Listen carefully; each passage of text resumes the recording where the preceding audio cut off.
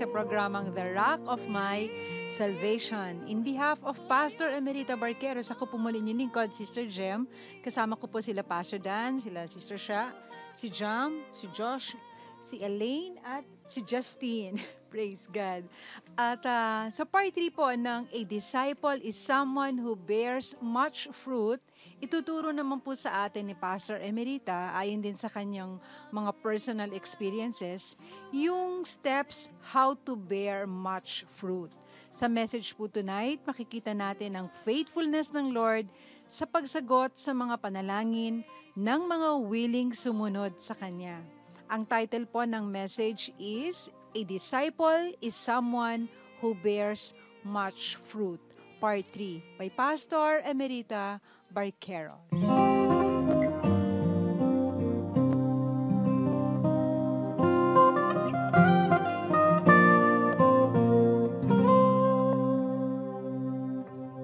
Babasahin ko po sa inyo ang John 15. Si Jesus po ang nagsasalita rito. Ang sabi niya, verse 7, if you remain in me and my words remain in you, ito maganda. He said, ask whatever you wish and it will be done for you. Tingnan niyo po ang mga lesson dito. Okay, number 1, tandaan po ninyo ito. Sobrang importante ang spending time with the Lord. Para rin po itong nagre-remain ka sa Kanya. Makipag-usap po kayo sa Kanya, tanungin niyo siya. Huwag kayong kikilos ng mga bagay na hindi niyo pa naririnig ang tinig niya. Kung gusto niyo ng direction, hindi gagawang yung pupuntahan ninyo, sabihin niyo, Lord, gusto mo pa to? Then wait upon the Lord. Lord, talk to me. Abalahin mo ako kahit anong ginagawa ko. Kalabitin mo ako in my spirit. Talk to me, Lord, and God will talk to you. Okay, magpapatotoo po ako. Look at this. Sabi ni Jesus, He cuts off every branch in me that bears no fruit. Naalarma po ako. So, ang ginawa ko noon, simple obedience, narinig ko sa isang pastor, pag nagwo-worship daw, bumababa yung presence ng Lord. So, meron akong maliit na cassette recorder, at pagdating ng before 12, sa tanghali, sinasabihan ko na lahat ng nasa bahay, wag niyo akong kakatukin kapag ka tumutugtog itong mga awitin na to. Walang kakatok. Ibig sabihin noon, nagwo-worship ako sa Lord. Alam niyo po, I realize na kapag nagwo-worship tayo sa Lord, kahit nakakapagod ang mundo, bibigyan ka ng Lord ng kapahingahan sa life mo. Number 2, yung una, spending time with the Lord. Number 2, importante po yung praying. Alam niyo po ba yung praying para nakikipag-usap ka lang sa Lord? Alam niyo, pagod ako, Lord, natatakot ako, tulungan mo ako, Panginoon. Hindi ko alam, ba't nararamdaman ko to? Lord, may nararamdaman akong hindi maganda, ang pangit. Tulungan mo nga ako, Lord, ayoko to eh. O ayan na naman, nararamdaman ko na naman, Lord, ayoko po ito. Makikita niyo, tutulungan kayo ng Lord. Oh, gawin niyo siyang kaibigan kasi hindi naman siya malayo. Nakatira siya dito natin, no? So, praying. In this case, tinanong ko po ang Lord, saan mo po ako gustong pumunta, Panginoon? Ang resulta, sumagot po siya. Ay sabi niya, Alimol. O totoo po, ang sabi niya, if you remain in me and my words remain in you, ask whatever you wish and it will be done for you. So, nung nag-ask po ako, binigay niya ang sagot. Number 3. Ano pang dapat? To bear fruit. Simple, sabi ni Jesus, remain in God's Word. So, bakit po ibinigay ng Lord sa akin ang sagot? Kasi nga po, nag-remain ako sa Word. Nag-remain ako sa presence niya. Yun ang sikreto. Now, ano yung word na sineryoso ko sa heart ko? John 15. Sabi ni Jesus, I am the vine. In fact, ang sabi niya, I am the true vine. So may false vine. Meaning yung false God. And then sabi ko, ito yung remain sa heart ko, He cuts off every branch in me that bears no fruit. So, sabi ko, ayokong maputol sa vine. Kaya mag-grow ako. I will bear much fruit. No? Kaya po ako nandito. So ayaw ko, sabi ko, makat off, mahiwalay kay Jesus, kaya nag-remain ako, sumunod ako sa Word. Kaya nung nag-ask ako, nakatanggap po ako. Jesus said, if you remain in me and my words remain in you, ask whatever you wish and it will be done for you. Okay, bibilisan ko lang po ito, yung mga awesome testimonies sa life ko dun sa mga hindi nakakaalam. Ito, yung asking, pag nagre-remain ka sa gusto ng Lord, yun yung, ano yung gusto ng Lord? Ano yung sinasabi niya sa salita niya? Ano yung pinapagawa niya sa iyo? Tingnan niyo po, nung nag-remain ako sa Kanya, natatandaan ko po, after nung first anniversary namin, which is amazing din yung ginawa ng Lord. Gusto ko kagad gawin dun sa gitna ng activity sa atrium. Hindi po kami panayagan. Lalo na mag-preach ng Word. Binigyan kami ng mga oras, ganito kalaking bayad, pagka ginamit mo, okay, sabi ko, sige, kunin pa rin natin yan. Kasi hindi pwedeng nandito lang tayo sa maliit na room. Kailangan lumabas tayo. So, ang ginawa namin, kinuha namin kahit mahal that time. Pero sabi sa amin, hindi pwedeng mag-preach ng Word. Okay, pwedeng dance, singing and dance, but not preaching of the Word. Tama, Jem? Sabi ko, sige, bigay nyo lang sa akin yan. Deposasan ninyo ako. Pag nandun na ako, willing ako magpaposas. Masaya ako kung poposasan nila ako doon. Pinipreach ko si Jesus, ano? Totoo po, handa na ako, sabi ko. Kasi sabi ko, sa Lord ditong lugar na to eh. Sabi niya, mag-preach ng Word. I-preach ko yung Word. Alam niyo po nangyari, yung taga-administration, may dala-dala silang camera. Right, Sister Gemma? Kinuhanan po kami. Nalaman ko po ang dahilan ng pag-picture nila after 2 years. Alam niyo po, nalaman ko kung saan nila ginamit yung picture na yon. Nung gumawa po sila ng magazine at sinabi nila doon ang mga balak nilang gawin sa Araneta Center at pinakita, ipinagmalaki ng administration yung activity na ginawa doon sa atrium. Praise God. That. Tuwan-tuwa po kami. After binigay, wow! Ewan ko sino nagsabi, Pastora, next year, Araneta Coliseum naman tayo. Araneta Coliseum, wala pa yata kami 100 sa room. That time, stock room lang ng isang store, yung aming church that time, sa Ali Mall. Ang Sunday school po namin, sa corridor po ginagawa. Kaya yung mga bata patakbo-takbo doon, pag kami nagsisita, tatago sila sa mga pader. Ganun po yung buhay Kristiyano namin that time. Tama? Doon sa likod ng admin ba yun? Tatago sila doon. Doon sila sa Sunday school. Okay. So, Araneta Coliseum. Naku. Araneta Coliseum? Pumunta kami doon kay Mr. Yuwiko, yung namamahala ng Araneta Coliseum. Alam niyo, sabi sa amin, hindi pwede kasi mayroong PBA, yung date na gusto namin. Kaya nakaano na doon sa date, pinakita sa amin mga dates, black na yan, okay. Sabi ko, Jem, sige, wala na tayong time. Okay, puntahan ninyo yung may laro ngayon. Puntahan niyo yung commissioner. Alam niyo, pinuntahan nila. Sinabi nila, pwede lang kalahating araw gagamitin namin. Alam niyo po, hallelujah! Alam niyo po, yung sinabi ng commissioner ng PBA, gamitin na ninyo maghapon. Yay! Gamitin na ninyo maghapon. Praise God! Look at that! Sabi nila, ask! Teka muna, kahiyaan na ito. Bakit? Araneta Coliseum. Sa tatay natin sa langit yan eh. Siya mag-ari. Marami pa akong istorya yan. I-istorya ko pa kung paano.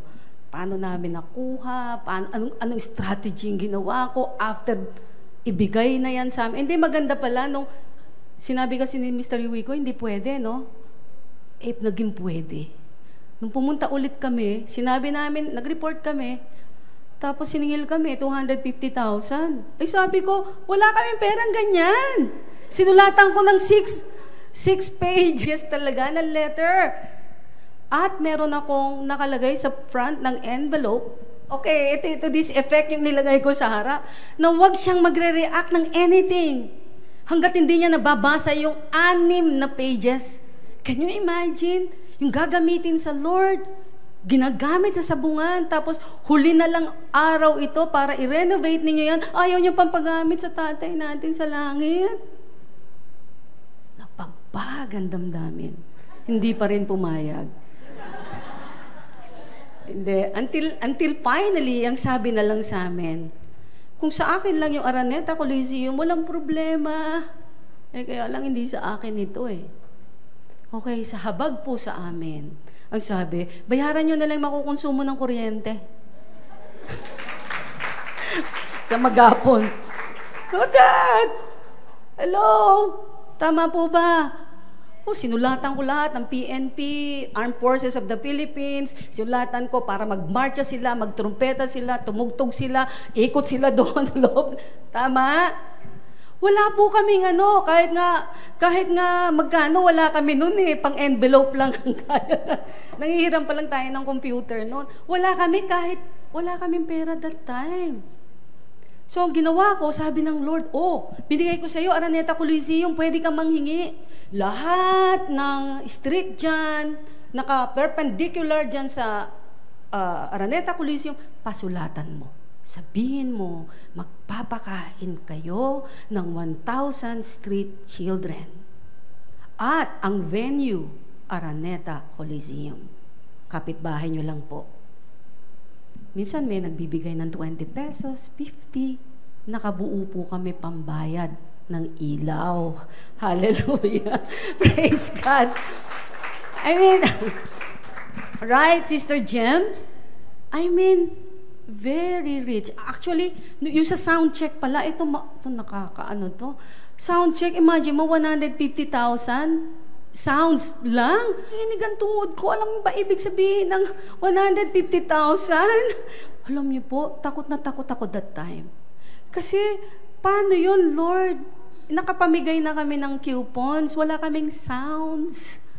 Wala kaming pera. Sulat na naman ako kay Gary V. Tsaka kay Jaime Godinez, yung sa soundcheck. Binuhos ko yung pag-ibig ko sa Panginoon. Binuhos ko yung gusto kong ibigay sa Lord. Tapos ang sabi ko, alam niyo po, gusto ko po sanang mag-alay ng steak sa tatay natin sa langit. Kaya lang ang pambili ko ay pang-burger lamang. Gusto kong magbigay sana ng magharang sapatos sa tatay natin sa langit. Kaya lang, ang kaya ko, pang-tsinelas lang. Alam nyo, ang sagot nila, how can I charge my Father in heaven? Binigay po ng libre ang Sancho. Grabe. Nung nakikita ko po yung malalaking truck, malalaki, na pinapasok doon sa Araneta Coliseum, at binubuhat yung napakalalaking speakers, yung mga equipments, wow, grabe ka, Lord. Paano to nangyari? Nung nakikita ko yung mga tao sa loob ng Araneta Coliseum, paano to nangyari? Yun yung sinasabi ko. Kapag gusto ng tatay natin sa langit ang hinihingi natin, ibibigay niya ito. Walang imposible sa kanya.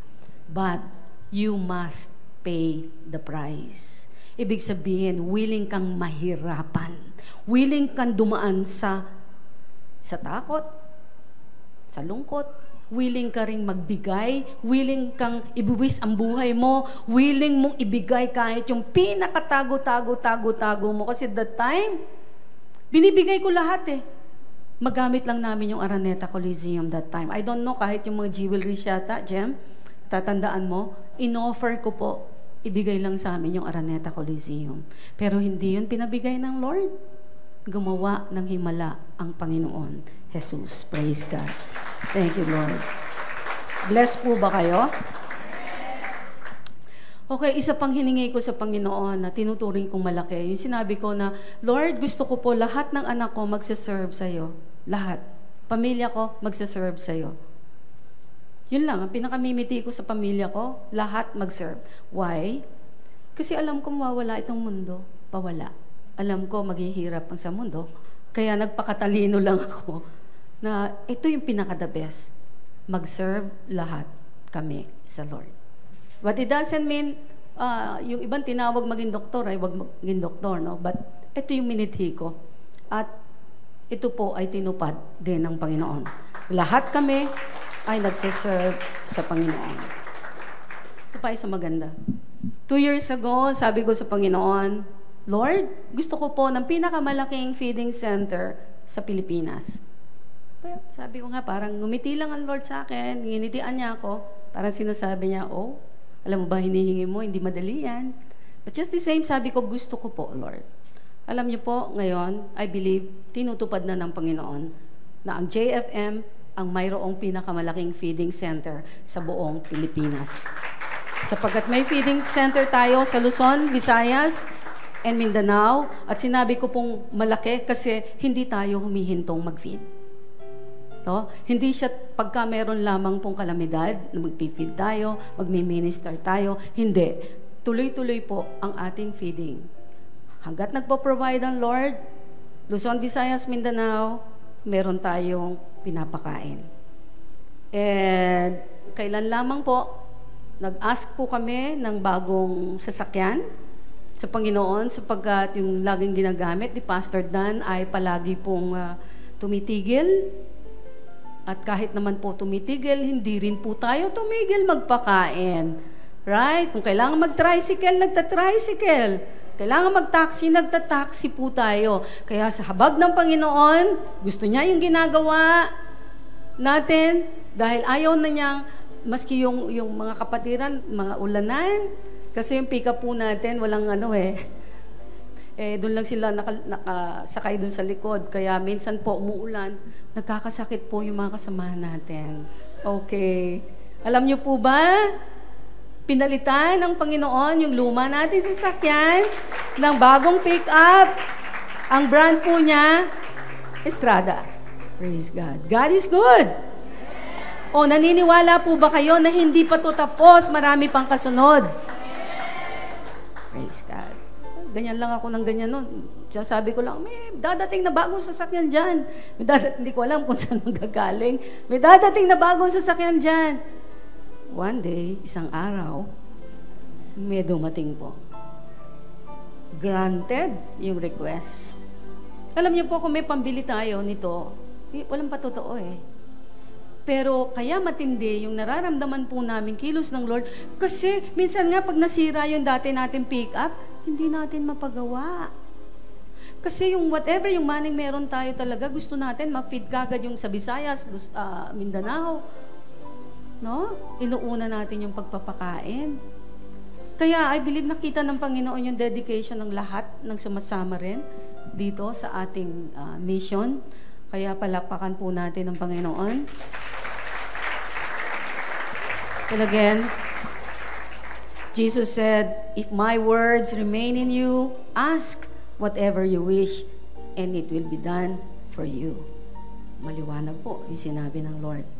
So mayroon pong kinalaman ang pagsunod natin sa salita, sa mga matatanggap natin, at sa pagbubunga natin para sa ibang tao. Remember po, yung number 1 characteristic ng isang disciple, he continues in God's Word. Kapag nag-continue ka, nag-obey ka, nag-remain ka sa Word, magbubunga ka ng marami at ito ang magpo-propel, magtutulak sa iyo para ka lalong mamunga. Yung pamumunga natin, yun na sinasabi ko, nandun po ang blessing natin as a Christian.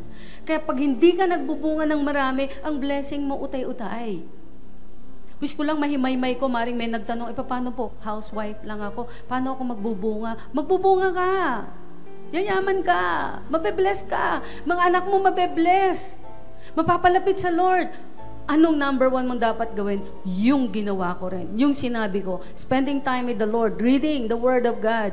Obeying the Word. Yun po yun. Tapos magkukontinue ka na magkukontinue, palaki ng palaki ng palaki ng palaki. Yung ginagawa mo, wag mong papayagan na ito lang ginagawa mo o yung binibigay mo, yun lang nang yun ang binibigay mo. No! Hindi ka makakakuha ng miracle sa ordinary giving. No. Probably, isa hindi nakakaalam, o iyan, umani na tayo kaya ako humingi ng sasakyan. Why? Nagtanim din ako ng sasakyan eh. Hindi nga lang brand new. Pati, nagtatanim ako ng mga sasakyan. Hindi nga lang brand new, pero binalik ng Lord brand new. Di po ba? Hindi magpapatalo ang Diyos, no? So, yun po mangyayari. Pataas ng pataas. Tingnan niyo po yung progression kapag nagre-remain sa Word. Yung Bible study na inumpisahan ko, naging church. Yung church, nagkaroon ng radio program. Yung radio program, gawa ng radio program, may nakarinig ng radio program, na-bless, nagbigay ng 1 milyon, nagkaroon tayo ng TV program. Nung nagkaroon ng TV program, natuto tayo sa TV, kaya nakagawa tayo ng mga documentaries na lahat po ay bestsellers. Nakapublish tayo ng books. Meron tayong online ministry, yung podcast natin, global, napakarami pong countries na ang nararating. At yung outreaches natin sa JFM, Luzon, Visayas, Mindanao, prison ministry, meron tayong ministry kahit sa matatanda, sa bata, sa lahat gusto po nating abutin. Tawang tanong, kaya ko po ba ito on my own? Hindi po. Ipinapatotoo ko ito para magulat kayo sa gagawin ng Lord din sa buhay ninyo. Again, sinabi ni Jesus, John 15, verses 5 to 8, kailangan na ang mga disciples niya, meaning sumusunod sa Kanya, mga Kristiyano, ay nagbubunga ng marami para mag-glorify ang Ama. Amen. Praise God and glory to God. Awesome, anointed, powerful message by Pastor Emerita Barqueros. At ang inyo pong narinig ay part 3 ng A Disciple is Someone Who Bears Much Fruit. Grabe ang Lord, Sister Sha, no? Habang nakikinig ako kanina, nare-refresh din ako at nare-revive, and so thankful sa Lord na maging kabahagi dun sa mga pag-uumpisa ng ating ministry. Parang feeling ko nga kanina, grabe ang power pala talaga ng Word of God. Parang isang maliit na seed. Pero ngayon, habang iniisa-isa ni Pastor Emerita yung mga bunga, ang dami, ang laki, ang lawak, di ba? From a simple Bible study, ngayon ay global yung ministry. Napaka-rich ng heritage ng The Rock of My Salvation, ng Joseph Feding Mission, and parang ang sarap and nakaka-proud, no? Before the Lord, nakaka-proud na makabahagi ka at maging bahagi ng The Rock of My Salvation. At kasama po kayo, kayong lahat ng mga nakikinig, tumatangkilik, church members, lahat ng idinugtong sa The Rock of My Salvation, lahat ng mga nanalangin, nag-support in one way or the other, kasama po kayo dito sa malaking patotoo na ginagawa ng Panginoon. And awesome talaga. Parang kulang yung words para papurihan ng Panginoon sa lahat ng mga bagay na ito. And more are coming kasi we're living in the last days na kung saan greater pa ang anointing na ibibigay ng Panginoon sa lahat ng gustong makasunod. Lalo na dito sa characteristic na ito na a disciple is someone who bears much fruit. Praise God. Sister Sha.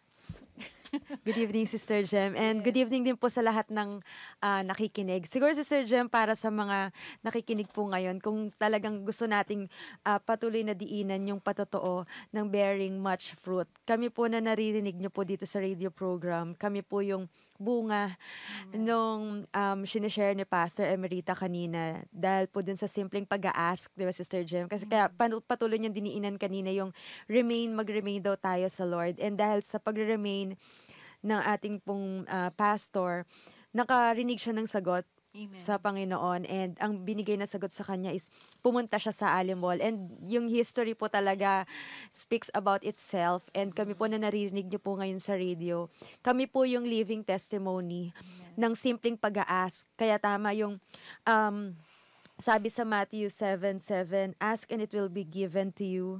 Seek and you will find. Knock and the door will be open to you.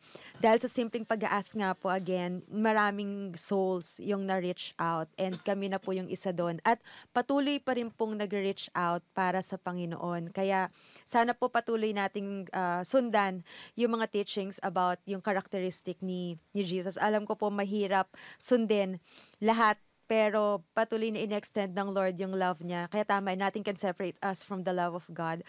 Kaya patuloy niya tayong tinuturuan. Paano nga ba tayo makakasunod sa Kanya? Kanina, Sister Ja, merong tatlong tinuro si Pastor na parang guide para sa atin.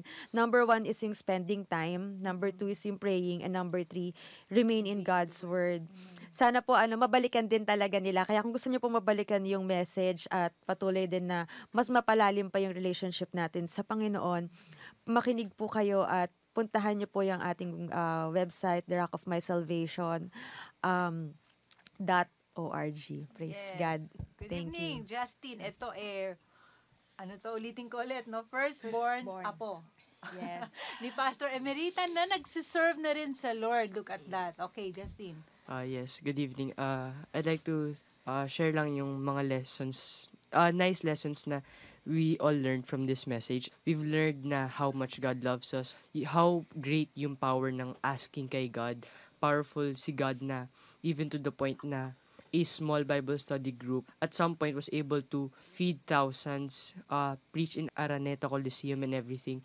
But one lesson that we can all learn from this is also how much Pastora took all of those na kahit, yes, she kept on asking, she had faith, but she was always ready to be turned down. She didn't worry about it. She didn't dwell on those problems.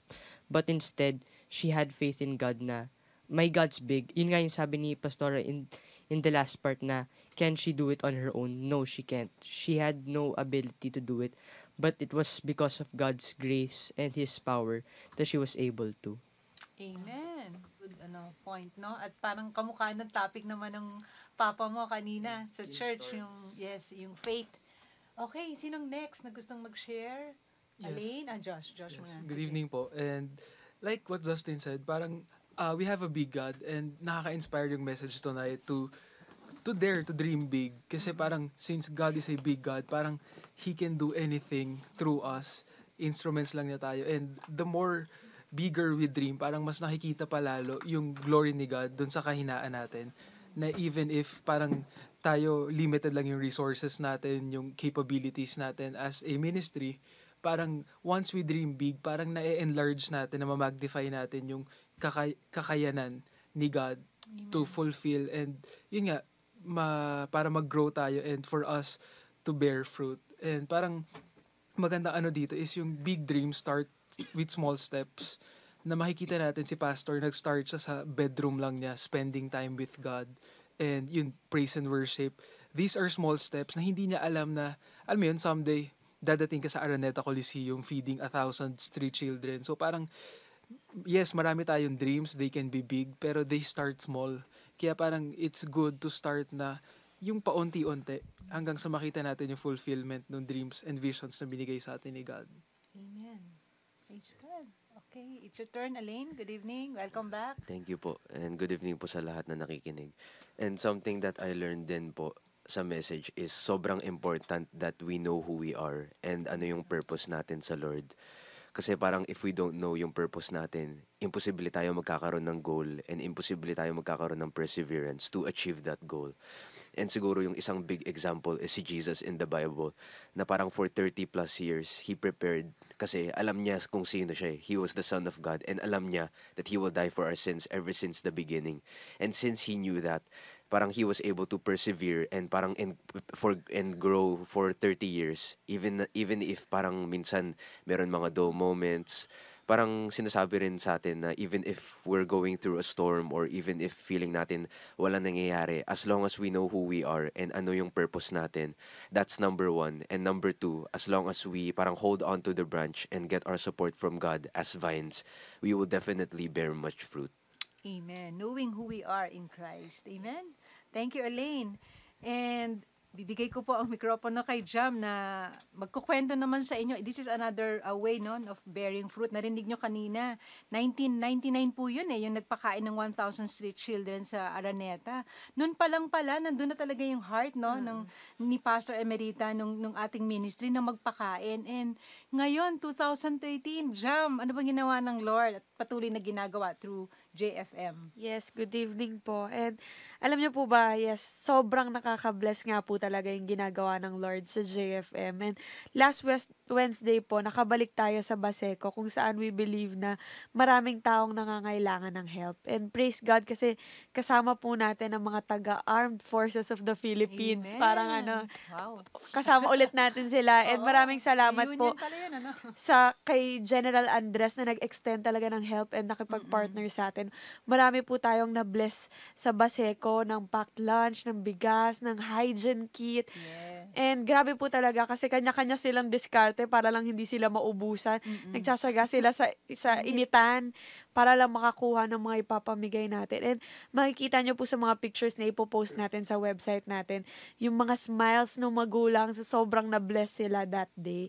And sabi nga ni General Andres, di ba, Sister Jem, after nung feeding, parang sabi niya, sobrang systematic and orderly nung feeding mission natin. And I believe, hindi niya pipiliin na makipag-partner sa atin kung hindi niya nakikita na hindi basta-basta yung ginagawa ng Lord through JFM. I believe marami siyang connections, pero tayo yung pinili niya. Kumbaga, alam niya, nakikita niya siguro na talaga na grabe yung binigay na vision ng Lord sa atin. And sa inyo po na partners namin, thank you po. Hindi po namin talaga to magagawa at mapapagpatuloy kung hindi rin lahat sa inyo na hindi, kumbaga, patuloy na nagsusupport. So, let's continue this great mission na binigay ng Lord sa atin. Let us not give up on giving and sa pag-help kasi alam ko na hindi to nasasayang. Yes. And so i-visit nyo lang po yung josephfeeding.org for more info kung paano po kayo makakapag-extend ng help. And another way of extending help, 1 week na lang din po this Saturday, September 21, para din po sa mga mahihilig na mag-take ng pictures or mag-capture ng special moments. Mahilig po kayo mag-picture ng get-together, mga special moments or events ng life nyo. I would like to invite you sa Urban Soul Street Photography Workshop. This is a great opportunity to enhance your skill. Kasi ang maganda po talaga dito and matindi kaya pinopromote namin siya. Ang lahat po kasi ng proceeds ng workshop na ito ay mapupunta sa JFM and sobrang malaking tulong po talaga ito if ever sa JFM. So, natututo na kayo, makakatulong pa kayo sa amin. And konting slots na lang po talaga yung natitira. So, maganda po makapag-reserve na po kayo ng slot nyo. Visit nyo naman po yung sharemovement.net for more info. So, again, it's josephfeeding.org and sharemovement.net. Yes, thank you, Jam. At kung na-bless po kayo sa pakikinig, tabayanan nyo kami ulit next week dito po sa DWIZ, 8 o'clock. At tuloy-tuloy po itong discussion ni Pastor Emerita. Series po ito ng characteristics ng isang disciple. At kanina nga narinig ninyo yung a disciple is someone who bears much fruit. Part 3, balikan po ninyo. Meron tayong website na pwede nyo dalawin ulit. Yes, you can visit us at www.therockofmysalvation.org. Yes, excited rin kaming marinig yung mga comments nyo at paano kayo nabibless ng ministry. Kaya bigay natin yung mga phone numbers, contact numbers natin. Yes, pwede po kayong tumawag sa 688-8742 or pwede rin po kayo mag-text sa 0916-564-9897. Again, it's 0916-564-9897. Yes, and Pastor Dan? Yeah, nais din natin na una ay anayahan ng mga tagapakinig natin every Sunday po dito po sa number 4 San Roque Street, Capitolio, Pasig. Service starts po every 10 in the morning para po sa mga fresh and very interesting po na mga topics po. Yes, Anointed pero kung gusto topics. nila na maka-join ng pre-worship, 9:45 po, punta na kayo. Oo, tapos gusto natin din acknowledge na sila Lieutenant Colonel Sarsadilla, no, na mga nakikinig sila, si Chief Petty Officer Viray, Sergeant Oba, and of course si General Andres. Sir, good evening po and God bless you more po. Congratulations na rin. And congratulations po. Amen. And thank you po kila Sister Lilia, Sister Violeta, si Brother June, Sister Virgie, at saka sa inyo, Sister Ana Marie. At happy birthday, belated happy birthday po sa inyo, Ate Emma, Sister Emma San Diego. Ganun din kay Sister Alma, at saka kay Rio sa September 24. And advance happy birthday sa ating mahal na Pastor Emerita sa September 28. God bless you po. In behalf behalf of Pastor Emerita Barqueros, ako po muli yung lingkod, Sister Jem. Nakasama natin sila Pastor Dan, si Sha, si Jam, si Josh, Alaine at si Justin. Nagpapaalam po kami, nag-iiwan ng isang maganda at pinagpalang gabi sa inyong lahat. To God alone be all the glory. You are my rock, you are my refuge, a mighty fortress strong and sure. You are my hope, my one Redeemer, sovereign